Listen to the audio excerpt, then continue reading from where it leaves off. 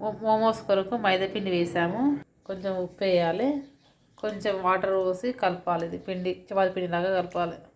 కొంచెం కార్న్ఫ్లోర్ వేసి స్పైసీ కొరకు ఇట్లా పిండి కలుపుకున్నాము. మోమోస్ కొరకు కర్రీ ఉల్లిపాయలు, క్యారెట్, క్యాబేజీ, ఆలుగడ్డ అన్నీ చిన్న చిన్న ముక్కలు కట్ చేసుకొని ఇందులో సోయా సాసు, బ్లాక్ పెప్పరు, మిరియాల పొడి, ఉప్పు వేసి ఇలా కర్రీ ప్రిపేర్ చేసుకున్నాము. వెనిగర్ కూడా కొంచెం లైట్గా వేసి కలుపుకున్నాము. చిన్న చిన్న ఉండలు చేసి పూరీలు చేసుకోవాలి. ఇందులో కర్రీ పెట్టేసి స్టీమ్ అంటే ఆవిరి మీద ఉడికించాలి. కర్రీ పెట్టేసి ఇందులో చుట్టూ వాటర్ పెట్టేసి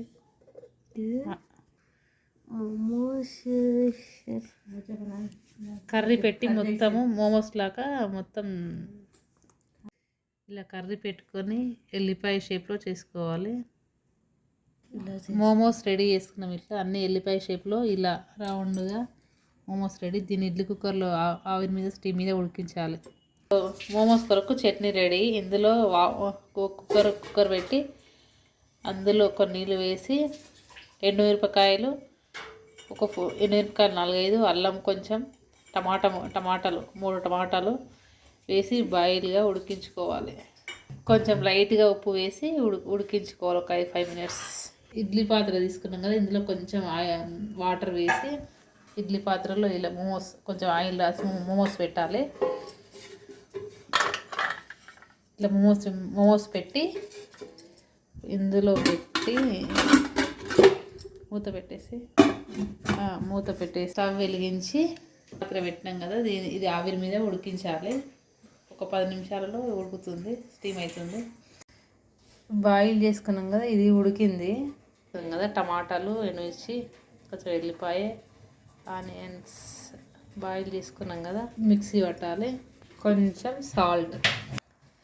ఆవిరి మీద ఇలా ఉడికాయి. కుక్కర్ పెట్టి కొంచెం ఆయిల్ వేసి కట్ చేసి వేసినాం. టమాటా ఇందాక మిక్సీ పట్టినాం కదా, ఆ రసం అంతా వేసేయాలి.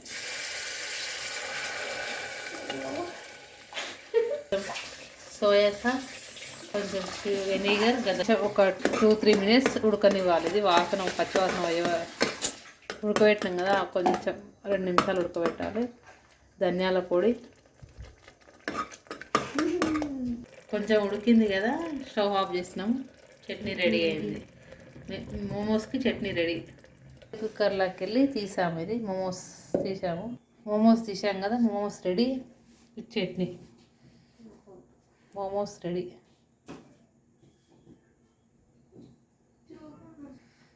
మోమోస్ ఎమ్మె స్పైసీ మోమోస్ సూపర్.